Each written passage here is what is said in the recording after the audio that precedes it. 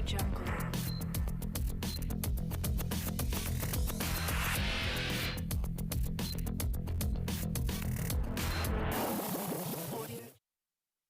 Today, we are going to take up a new lesson on concept, aims, objective, scope and principle of health education. So now, introduction. Health education is a continuum of learning experiences that enable students as individuals and as members of society to make informed decisions, modify behaviors and change social conditions in ways that are health enhancing and increase health literacy. It is based on a multidisciplinary foundation of knowledge. The intent of the health education is to promote the individual's competence regarding health, well-being and safety. The task of the health education is to develop the individual's cognitive, social, functional and ethical capabilities. Thus, health education, like general education, is concerned with the change in knowledge, feelings and behavior of people. In its most usual form, it concentrates on developing such health practices as are believed to bring about the best possible state of well-being. So now, health education. Health education is the consciously constructed opportunity for learning involving some form of communication designed to improve health literacy, including improving knowledge and developing life skills which are conducive to individual and community health. In other sense, health education is any combination of learning experiences designed to help individuals and communities improve their health by increasing their knowledge or influencing their attitude. The WHO Health Promotion Glossary describes health education as not limited to the dissemination of health-related information, but also fostering the motivation, skill and confidence necessary to take action to improve health, as well as the communication of information concerning the underlying social, economic and environmental conditions impacting on health, as well as individual risk factors, risk behaviors and use of the health care system. A broad purpose of health education, therefore, is not only to increase knowledge about personal health behavior, but also to develop skill that demonstrate the political feasibility and organizational possibilities of various forms of action to address social, economic and environmental determinants of health. So now we have the concept of health education. The field of health education needs to establish a conceptual basis that provides a legitimate focus and direction for health education. Health education should recognize that notions of health are human constructs which are restricted by man's interpretation of the functional integrity of the body and mind and relative to the activities and interests of individual societies. Health education should define health as that state of body and mind functioning which afford man the ability to strive towards his functional objectives and his culturally desired goals. The function of health education should be to impart knowledge for the purpose of developing the powers of reason and judgment in order to help people make their own choices about patterns of living which enhance the well-functioning of the body and mind. So now we have aims of health education. For this we have number 1, to inform general public about promotion of healthy living. Number 2, to create and inform body of opinion and knowledge. Number 3, to give the public right information regarding medication. Number 4, to facilitate the acceptance and proper uses of medication. Number 5, to ensure that the community regards health as an asset. Number 6, to equip the individual with skills, knowledge and attitude in order to help him solve his own problems. Number 7, to promote the development by one's actions and efforts and proper use of the health services. Number 8, the aim of imparting health education to children is mainly to help them develop a sound physique and also to acquaint them with the laws of health. Number 9, early diagnosis and management. Number 10, health promotion and disease prevention. Number 11, utilization of available health services. After this, we have objective of health education. Some of the objectives of health education are highlighted below. Number 1, to increase knowledge of the factors that affect health. Number 2, to encourage behavior which promotes and maintains health. Number 3, to cultivate the desirable health practices and health habits. Number 4, to enlist support for public health measures when necessary to press for appropriate governmental action. Number 5, to encourage appropriate use of health services, especially preventive services. Number 6, to inform the public about medical advances, their uses and their limitations. Number 7, to provide information to the people about healthy living.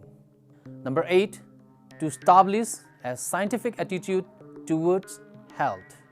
Number 9, to identify health problems and take preventive measures against communicable diseases. Number 10, to improve environmental sanitation and cleanliness of their home and surroundings.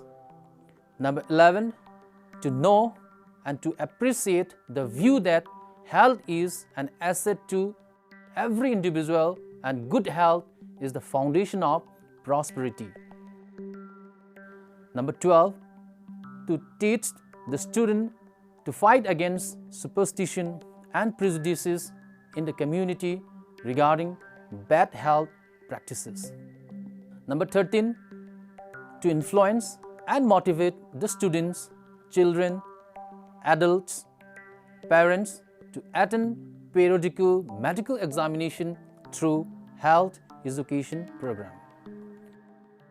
Number 14, to enable the individual to know the effects of exercise, rest, recreation on health and propagate the danger of population explosion on health. Number 15, to appreciate the health programs undertaken by the school and community to improve it. After this, we have the scope of health education. The health education is a very vast subject. It has a very wide and broad scope. It is dependent and closely related to many other aspects besides health. These aspects include housing, economic security, agriculture or industrial prosperity, etc. Normally, health education includes the following. Number 1, food and its importance in the development of human body. Number 2, water, air, light, physical exercise, recreation, rest and sleep, etc. Number 3. Adverse effect of abnormal conditions and bad habits on the physical and mental health of an individual. Number 4. Prevention of diseases and their causes. Number 5. Mental health, domestic hygiene, sex hygiene and community hygiene. Number 6. Emergency and first aid. Number 7. Safety education. Number 8. Consumers education and health education. Number 9. Misuse of alcohol, tobacco and other stimulant and depressant. Number 10. International health.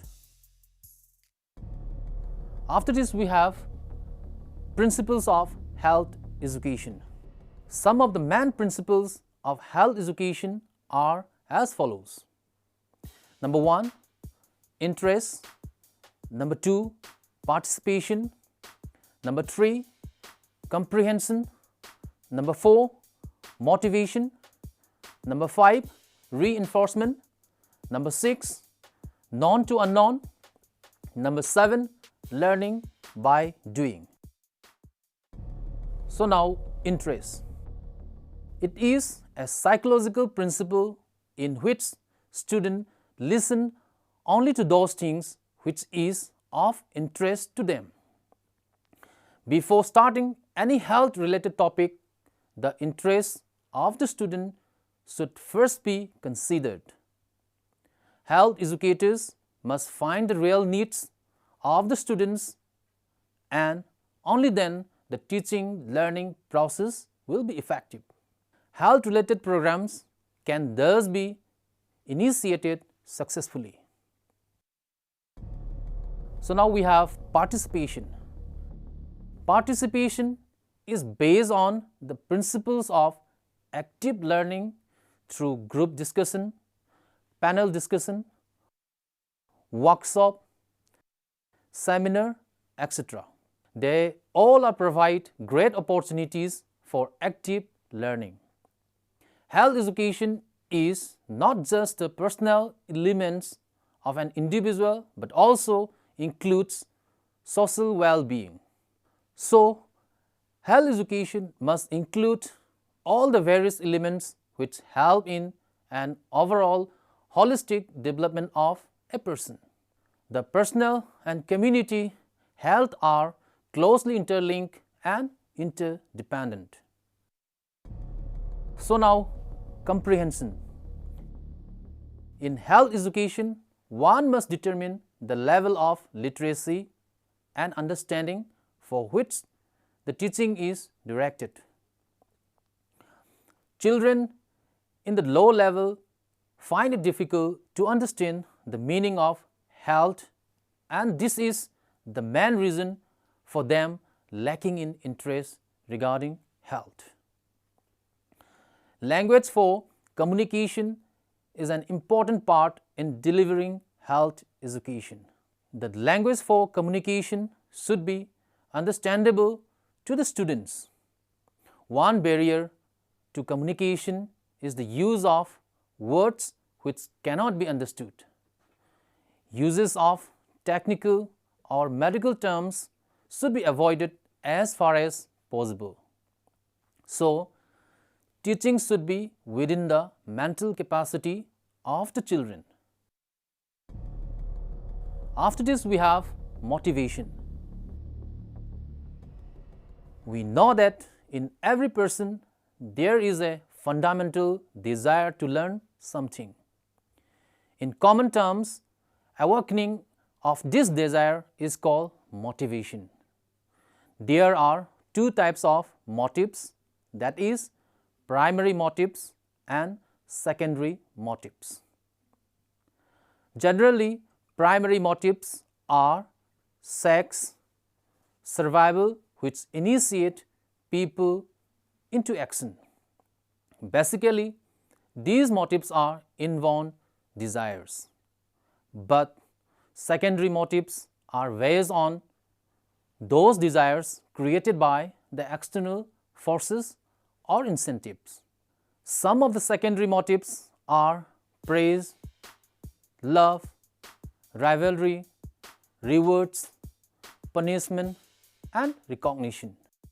Therefore, in health education, motivation has become an important factor.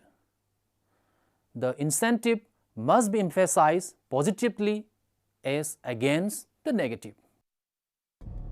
After this, we have reinforcement. A person cannot learn all that is new in a single period. Repetition at various intervals is useful. It insists comprehensive understanding, so health education needs reinforcement in order to boost up the health of an individual. So now we have known to unknown. For imparting health education, it is always recommended to proceed from the known things to the unknown things. For bringing out things from the known to unknown, the prerequisite or previous knowledge of an individual should always be considered first. By understanding the known things, only then new insights can be developed. Thus, it should be started from where the individuals are and what they understand, otherwise it cannot proceed to new knowledge. In this way, systematic knowledge is built up and a wide horizon of new ideas and knowledge is gained.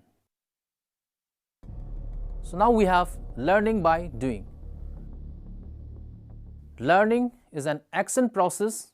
It has process of continuity, not a memorizing one of the narrow sense.